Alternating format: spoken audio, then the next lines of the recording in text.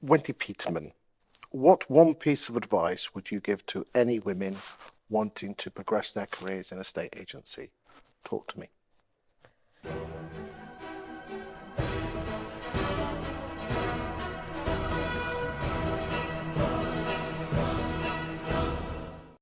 Be yourself. Don't pretend, but know your stuff. I don't think it's any different. I don't think it makes any difference if you're a man or a woman, to be honest. Now, I think you just have to be, if you're good at your job, you're good at your job.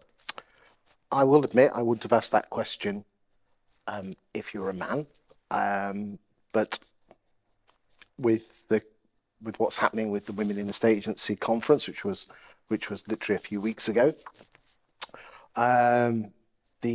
what was said in that room was quite inspirational. Yeah, it was. There was stuff like imposter syndrome, mum guilt, that sort of things, which men don't seem to suffer as much from. I think there's probably as many men as women that suffer from imposter syndrome. Yes, I agree with you on that. Mum guilt, no. And mum guilt is massive. Let's talk about mum guilt. In your estate agency story, which is on my YouTube channel, do check it out, with Wendy, we went into a lot of depth about the fact is that you used to be in advertising and working 18-hour days, when unfortunately it got to the point where it did actually ruin your first marriage. What advice would you give to anyone watching this about mum guilt from a woman's point of view, but also what men can do so differently to help their wives with careers? I think I think that you have to keep in focus the fact that you are going to work to give your family a better life. Mum guilt doesn't go away. I don't know how anyone can not, make mum guilt go away. It is there because if you're not with your child when you want to be, you will feel guilty. I tried to stay focused on the fact that I was doing it for my children. I was going to work to give them a better life. And the times that I missed, the things that I missed, I did feel terrible. It was awful. And, luckily now there are people that you can talk to and techniques that can help you manage that mum guilt. But I don't think I still feel guilty now for things that happened 30 years ago. But do you think your children would actually remember any of that? No, and I've spoken to them about it. I mean, both my kids have got their own children now. And I've said to them, how did you feel when I wasn't there to pick you up from school? I never picked them up from school. I don't think I ever so I wasn't in the mums group. The kids, I felt, suffered because they weren't in the blah, blah football team because the teachers knew all the other parents and they didn't know me. And they kind of, they said that they missed me at the picking them up, but that was all they knew. So they didn't have an issue with it. It was just my issue. And I think that's the same with most women. It's like, it's the mum's issue. It's not the kid's issue. But just to the mums out there, now being a grandma and having had conversations with both my kids about it, it works out fine in the end. I've got a fantastic relationship with both my children. They appreciate and understand everything that I did, and we talk about it openly, and you just have to get to the other side with it. You said in a previous video, it all comes down to communication. And by the sounds of it, talk with your partner and also talk with your kids afterwards just to check. Yeah. Because you can't have it both ways, can you? You can't be out there providing the income, for the nice holidays and the nice things. Yeah. And be there all the time. No. You just can't. Life's a balance, isn't it? Yeah, absolutely. And if you do want them to have, needs must at the end of the day. I think you have to do what you think is right for your family. Let's move on and talk about imposter syndrome. And again, I would say every single person that sat on that sofa, including Simon Whale, suffers from imposter syndrome. Yeah. Is it a good or a bad thing? And how do you get over it?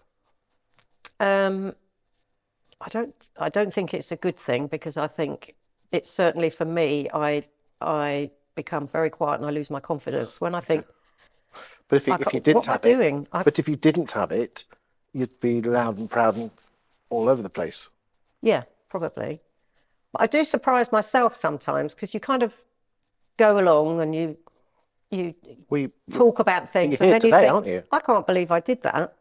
Why? Yeah, exactly. You wouldn't have been here 2 years ago, would you? No. So how have you progressed through the fear of imposter syndrome? Believe in yourself. And You where does that just go? have to. And how do you do that? I do Does that it have to from, come from inside, or does yeah, that it come? comes from inside, and look at your successes, which is what I've done, is kind of, look at what you've done. But what was the catalyst? Because you've been successful for years. You were first woman director on the board at Saatchi and Saatchi. You know you run a very well known and good estate agency in South London. You are in your very early 60s. You've said before. Oh, I didn't say very early, Well, but anyway, I'll it's fine. you can take, I don't mind. where's that confidence come from in the last I 2 don't years? know. It literally, I don't know. I'm not really that confident. I'm just very good at portraying a confident image. Well, I think everyone's like that. Yeah. But something must have changed to enable you to do this. Yeah, honestly, I don't know. I think for me, the older I've become, the more confident I've become in myself. I think women in general grow into themselves later than men. Wendy, how do you think women can be better advocates for themselves? I often hear, if a man goes for a job and he's got a 7 out of the 10, bullet points required, sod it, we'll go for it. Well, a woman might have 9, but not number 10, and then hold themselves back. What would your message be to those women? If you want to go to work for someone that's going to not take you seriously in the first place, don't go and work for them. Go and work for someone that's going to take you seriously from when you go in there. If they're going to make a judgment call of 7 out of 10 for a man, or 9 out of, why would you want to work there in the first place? I can't disagree. What other women in a estate agency inspire you? Sarah Edmonds. She's just the most awesome woman. I think she's fantastic, and I love what she's done for women, but also agents together.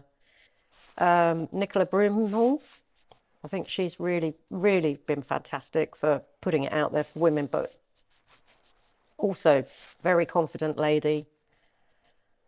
Ellie Reese, really, yeah. She's flying the flag, certainly, Yeah, for absolutely. equal pay. Yeah. Definitely, there's some shockers out there. So they're my 3. Final question. How do you think women in a state agency can better support each other to drive the course forward? I think that the Facebook groups and the LinkedIn groups that have been set up have been absolutely phenomenal, and that shows from the number of women that have joined both of the groups. They are both so supportive of women. The questions and the comments that go on those, you feel like you can actually say anything and someone will come and help you, whatever it may be. Someone will know the answer to your question, personal or business related. So I think the Women's in Estate Agencies conference, more of those. Final question. For any men watching this, what do they need to do to help the cause? Understand the problems that women suffer from that men don't, like menopause, like mum guilt. Those 2 things alone are huge. I mean, the men that were at that conference the other week that listened to the story about menopause and the effects that it has, if you can just understand that, not only will it help in business, but in your home lives as well. Thank you for your insight today, Wendy. Thank you for asking.